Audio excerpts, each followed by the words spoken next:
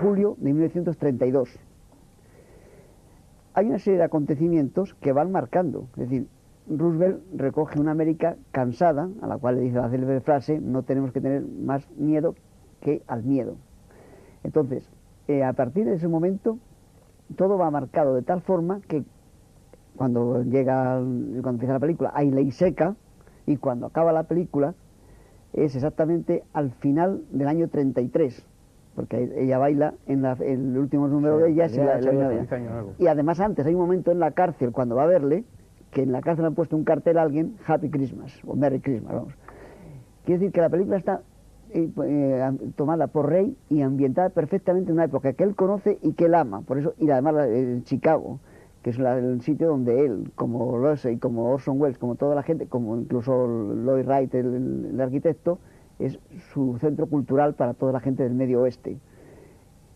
En ese momento, además, da la casualidad de que hay una corrupción muy grande que se refleja, como el hecho de que en la misma fiesta estén el abogado defensor de los Gaster y esté toda la plana mayor de la judicatura. Sí, está un fiscal. Juez, fiscal, claro, están todos, están los jueces. Y cuando la película está terminando, es decir, cuando la película ya, digamos, ya ha sido la toma de posesión de Roosevelt, que me parece que debe ser octubre, noviembre, me parece que suele ser siempre, o sea, hace un poco de tiempo, hay un ataque feroz ya por parte del fiscal para acabar con el gasterismo.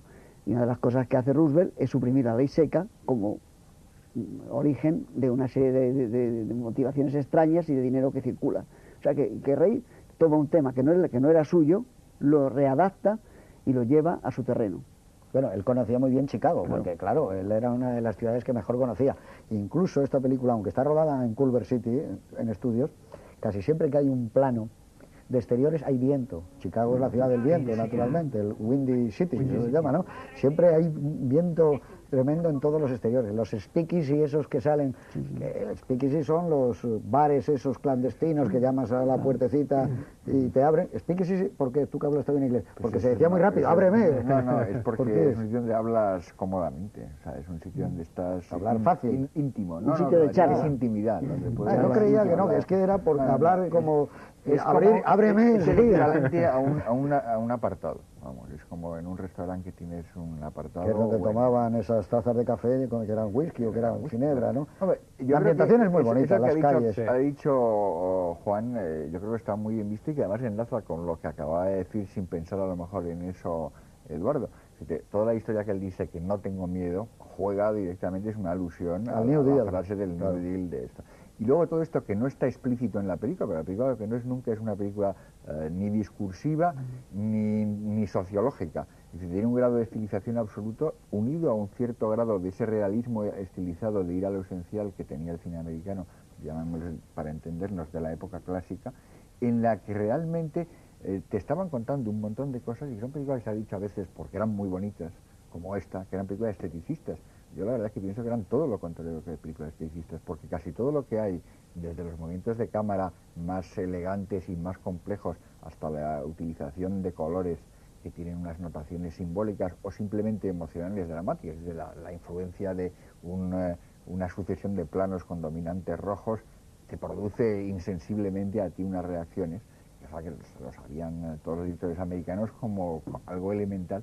Todo estaba utilizado siempre con un fin. Entonces yo creo que hay esa especie de enmarcamiento en una época y una ciudad que Ray, que estuvo en su primera salida, digamos, de la Cross, es justamente en Chicago, el año 27, que hace un curso allí, que empieza a establecer contacto con la gente, y luego tiene su etapa de vagabundeo y búsqueda del folclore americano, donde además se documenta pues cosas que luego aparecen en todas sus películas, ¿no?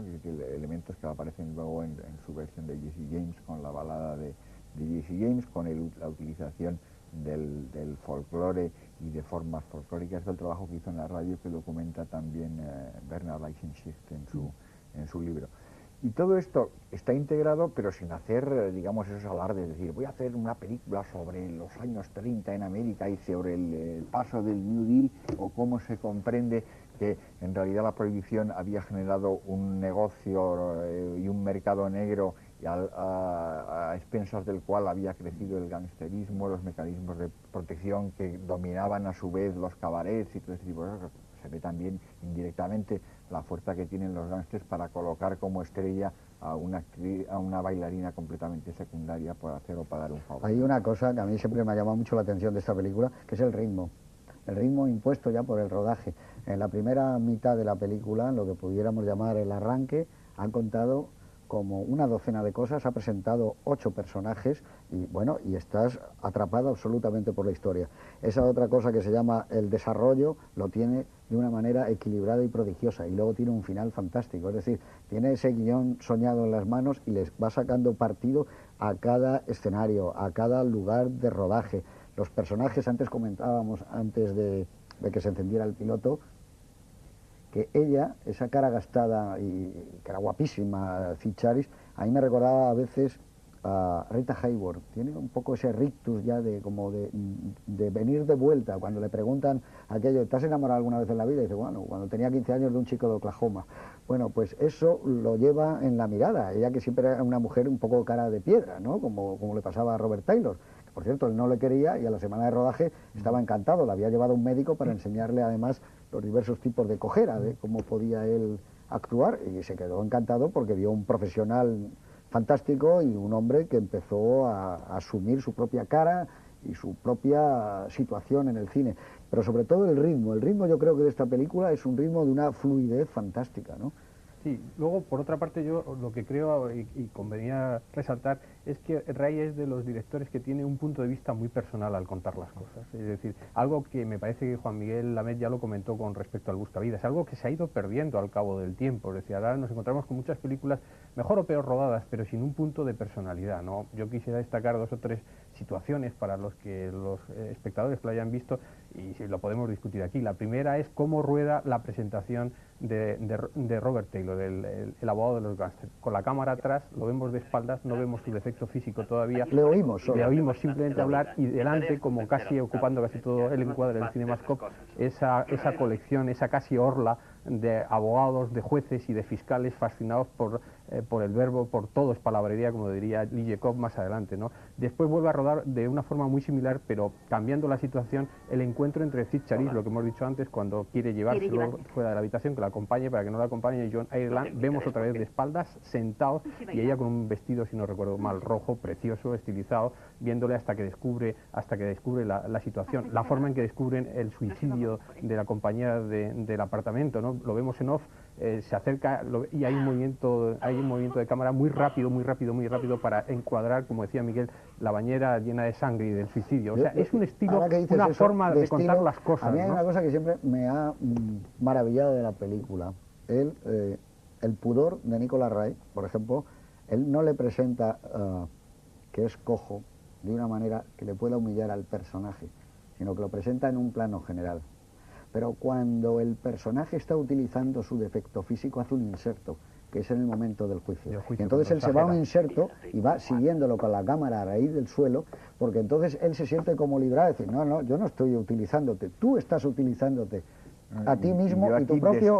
Claro, tu actuación está basada en tu propio defecto. Eso me parece que es uno de los toques verdaderamente de talento que tiene la película. Y los silencios, la secuencia silenciosa. Yo ya me callo en este punto porque estoy consumiendo demasiado tiempo probablemente. No, porque verás ahora cuando lo coja aquí, Miguel. Cuando salen del cabaret tras el primer número, en el que la coreografía es muy provocativa para provocar a Robert Taylor, que está bebiendo, lleva 3 semanas, le dice una compañera, una corista en el camerino, ha venido ya, es la 3.ª semana, y hoy por primera vez está bebiendo. El primer signo del desequilibrio ante el enamoramiento de Robert Taylor, ¿no? Acaba el número y la secuencia es que ella sale una noche ventosa en Chicago y él está de pie al lado del coche con la puerta abierta y ella entra. Ese es un momento de esos mágicos del cine, rodados en silencio con la imagen, algo que desgraciadamente se pierde en el cine actual, en el que me temo que para contar esas cosas haya, como diría Lee Jacob, demasiada palabrería. No, es que además lo que creo que suponemos los espectadores es la cantidad de veces que se ha debido repetir esa escena, que él está en el coche con la puerta abierta y ella ha pasado de largo. Entonces por eso no se necesitan palabras, ¿no? Sí. Eso es, yo creo que eso que decías, Eduardo, del punto de vista personal, tiene que ver también con un factor que a mí me llama mucha atención y quizá en los momentos más raros, que era como un respeto hacia los personajes, que a mí, por ejemplo, siempre me ha asombrado mucho ese momento que ya al final no me acuerdo cómo se llamaba aquí, con él llegó el escándalo de Minelli, No sé qué de Hill, ¿cómo se llama esa película? Home from the Hill, Home from the Hill. está sacado del Requiem de Stevenson.